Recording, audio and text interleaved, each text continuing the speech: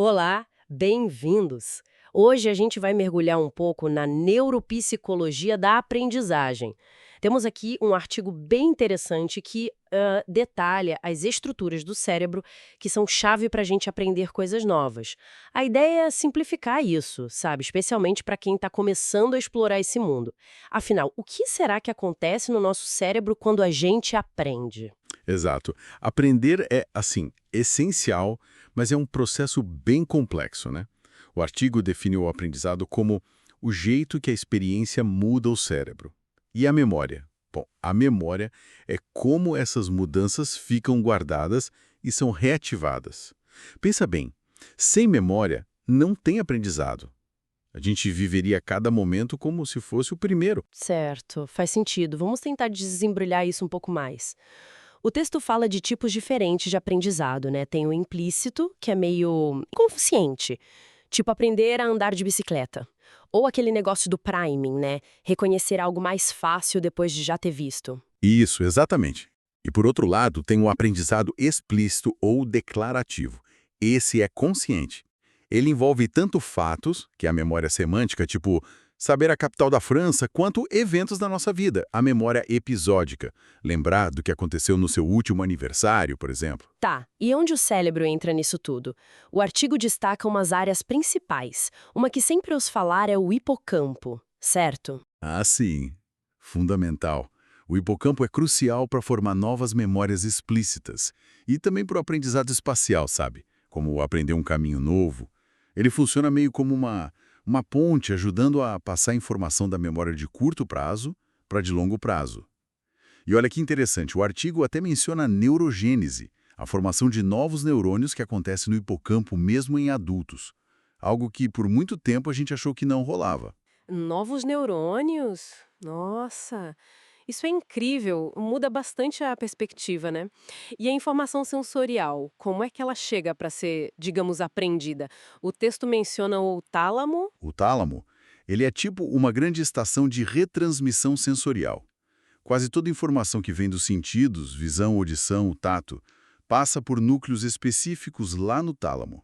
Isso antes de chegar no córtex cerebral, onde o processamento fica mais complexo. A única exceção principal que o artigo cita é o olfato. Entendi. Como um centro de distribuição mesmo. Menos para o olfato.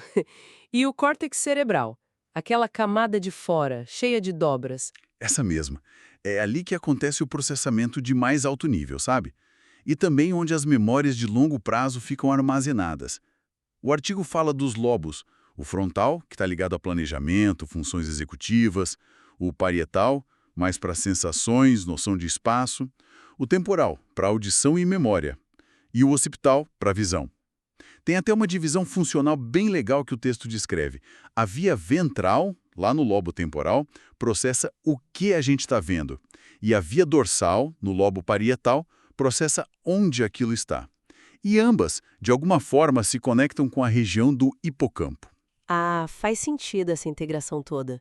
E pro aprendizado implícito? Aquele mais automático, tipo criar hábitos, aprender a tocar um instrumento. Aí, bem, entram outras estruturas importantes que o texto aponta, como o corpo estriado, que faz parte dos gânglios da base, e o cerebelo. Eles são essenciais para a gente automatizar movimentos e formar hábitos. Aprender a dirigir, por exemplo. Então, quer dizer que aprender não é só uma coisa abstrata na cabeça. Envolve mudanças físicas mesmo no cérebro. Precisamente. O artigo fala muito sobre como o aprendizado fortalece as conexões entre os neurônios, as sinapses. Esse fenômeno tem um nome. É potenciação de longo prazo, ou PLP. É como se fosse a base celular da aprendizagem e da memória. A experiência realmente vai tipo esculpindo o cérebro, sabe? Fortalecendo as vias que a gente usa mais. Uau! Que demais! Então, tentando resumir o que a gente viu, aprender envolve uma rede bem complexa no cérebro. Tem o hipocampo, central para as memórias novas, explícitas, o tálamo, que é a porta de entrada sensorial, o córtex para processar e guardar a longo prazo, e outras áreas como o estriado e o cerebelo, mais para os hábitos e habilidades. E tudo isso acontece por causa de mudanças físicas nas conexões dos neurônios. É uma visão muito poderosa da plasticidade do cérebro, né? E isso, assim, nos deixa com uma reflexão interessante que o artigo meio que levanta nas entrelinhas.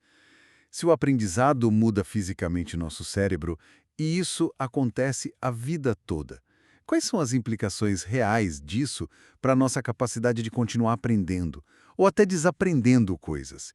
E talvez, quem sabe, remodelar nossas próprias habilidades, tanto cognitivas quanto emocionais. Fica aí a questão para a gente pensar mais a respeito.